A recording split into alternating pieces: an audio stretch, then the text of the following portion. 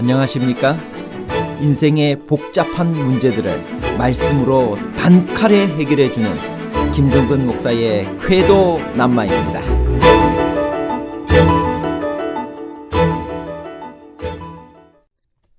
하나님은 왜 패역한 이스라엘 백성들에게 표징을 보여주셨나요? 죽은 나무에서 살구꽃이 피고 열매를 맺는 것은 무엇을 상징하나요?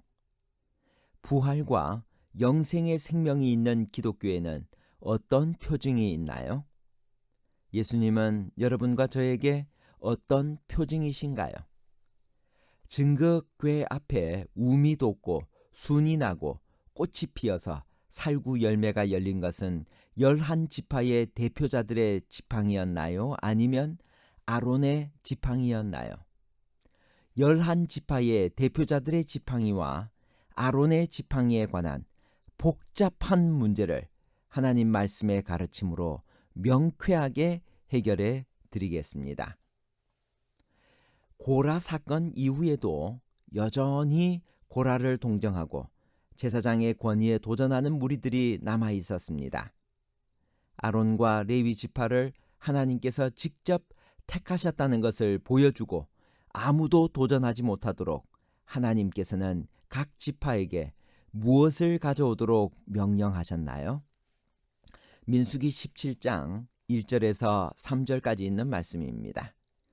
여호와께서 모세에게 일러 가라사대 너는 이스라엘 자손에게 고하여 그들 중에서 각 종족을 따라 지팡이 하나씩 취하되 곧 그들의 종족대로 그 모든 족장에게서 지팡이 12를 취하고 그 사람들의 이름을 각각 그 지팡이에 쓰되 레위의 지팡이에는 아론의 이름을 쓰라. 이는 그들의 종족의 각 두령이 지팡이 하나씩 있어야 할 것임이니라. 지팡이는 권위의 상징이었습니다.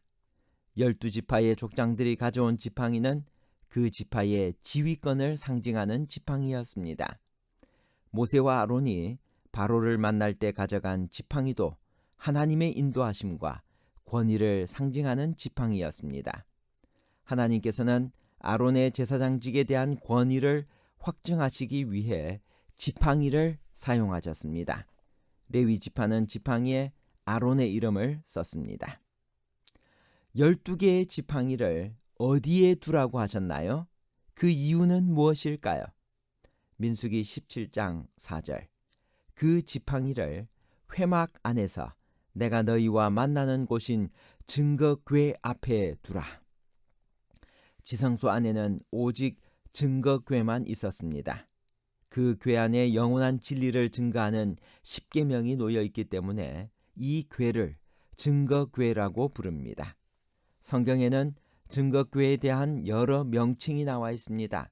즉 언약궤, 증거궤, 여호와의 궤, 하나님의 궤 등입니다. 하나님의 법인 10계명을 보관하고 있기 때문에 법궤라고도 불리웠습니다. 증거궤는 조각목으로 만들어 금으로 입혀졌으며 크기는 길이가 1.25m, 너비가 75cm, 높이가 75cm인 보통 테이블 크기의 직사각형 상자입니다. 아래쪽 뇌 귀퉁이에는 금고리가 부착되어 있어서 여기에 채를 끼워 운반했습니다. 증거궤 안에는 3가지의 물품이 보관되어 있었는데 10계명이 새겨진 2 돌판과 만나를 담은 금 항아리 그리고 아론의 쌍난 지팡이였습니다. 증거궤는 영원하신 하나님의 보좌를 상징했습니다. 하나님께서는 이 법궤 위 속죄소에 임재하셨습니다. 이튿날 모세가 지성소에 들어가 보니 다른 지팡이는 그대로 있고 아론의 지팡이에만 기적이 일어났습니다. 그 기적은 무엇이며 그것이 하나님께서 직접 행하신 기적이라는 것을 아무도 부인하지 못한 이유는 무엇인가요? 민수기 17장 8절에 있는 말씀입니다. 이튿날 모세가 증거의 장막 안에 들어가 본즉 레위 집을 위하여 낸 아론의 지팡이에 우미 돋고 순이 나고 꽃이 피어서 살구 열매가 열렸더라. 생명을 창조하는 능력은 하나님만 가지고 계십니다. 사탄이 아무리 애써도 그는 풀 한 포기, 개미 한 마리도 창조할 수 없습니다. 인간의 과학도 마찬가지입니다. 지팡이에 꽃이 피고 열매가 달리게 할 수 있는 분은 창조주밖에 없습니다. 왜 하필이면 살구 열매가 열렸을까? 살구나무를 뜻하는 히브리어는 계속하여 지켜보다라는 어근에서 유래합니다. 에레미야에게 살구나무 가지를 보여주시면서 이는 내 말을 지켜 그대로 이루려 함이니라 라고 말씀하셨습니다. 그래서 하나님께서 살구나무 열매를 보여주신 것은 하나님께서 이스라엘 백성을 계속하여 지켜보시겠다. 그리고 순종하는 그 백성들을 하나님께서 보호해 주시겠다라는 상징적 의미가 내포되어져 있습니다. 하나님께서 임명하신 아론의 제사장직에 대해 아무도 의심하지 못하도록 아론의 지팡이를 어디에 보관하라고 하셨나요? 그 이유는 무엇일까요? 민수기 17장 10절입니다. 여호와께서 또 모세에게 이르시되 아론의 지팡이는 증거궤 앞으로 도로 가져다가 거기 간직하여 패역한 자에 대한 표징이 되게 하여 그들로 내게 대한 원망을 그치고 죽지 않게 할지니라. 아론의 쌍난 지팡이를 지성소 안 증거궤 안에 보관하라고 하신 이유는 여러 가지가 있습니다. 우선 거룩한 지성소 안에 보관되어 있기 때문에 아무도 함부로 만지거나 파괴할 수 없었습니다. 둘째로 그것은 반역자들에 대한 강력한 경고가 되어 아무도 모세와 아론에게 도전할 수 없게 했습니다.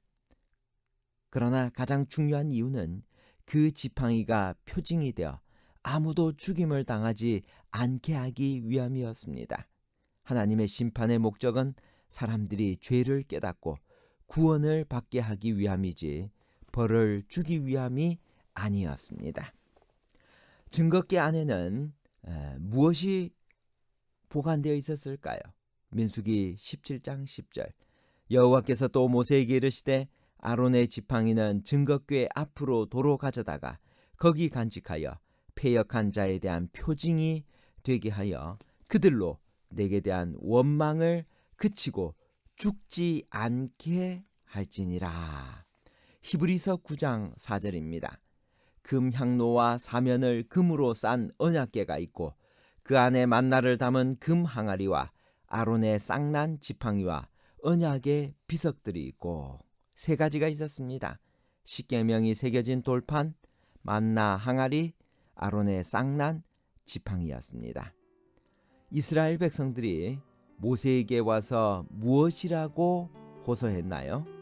겉으로는 하나님을 두려워하고 회개하는 것처럼 보이지만 그 속에 불만과 불평이 들어있는 것을 느낄 수 있나요? 민수기 17장 12절에서 13절에 있는 말씀입니다. 이스라엘 자손이 모세에게 말하여 가로되 보소서 우리는 죽게 되었나이다. 망하게 되었나이다. 다 망하게 되었나이다.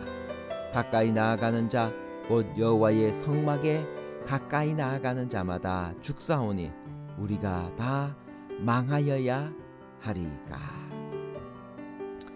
자신들을 속인 하나님의 원수들의 죽음까지 눈이 먼 백성들은 그 책임을 모세와 아론에게 전가한 것입니다. 사람들은 처음에 들을 때는 긴가민가하지만 계속해서 듣다 보면 그것을 확인도 하지 않고 사실로 믿어버립니다. 그래서 하나님은 아론의 지팡이를 법궤 속에 두도록 명령함으로 더 이상 사람들이 이런 죄에 빠지지 않도록 기념으로 남겨서 후대를 위하여 경계하고자 했던 것입니다. 심판의 목적은 무엇일까요? 첫 번째, 반역의 결과를 보고 교훈을 얻게 하기 위함입니다.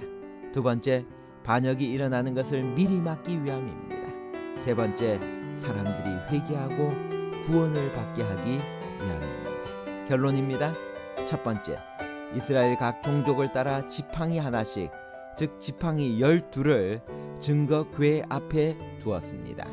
두 번째, 증거궤 앞에 우미 돋고 순이 나고 꽃이 피어서 살구 열매가 열린 것은 아론의 지팡이뿐이었습니다. 살구나무는 계속하여 지켜주시는 하나님을 상징합니다. 세 번째, 증거궤 안에는 세 가지의 물품이 보관되어 있었는데 십계명이 새겨진 두 돌판과 만나를 담은 금 항아리, 그리고 아론의 쌍난 지팡이가 그것입니다. 감사합니다.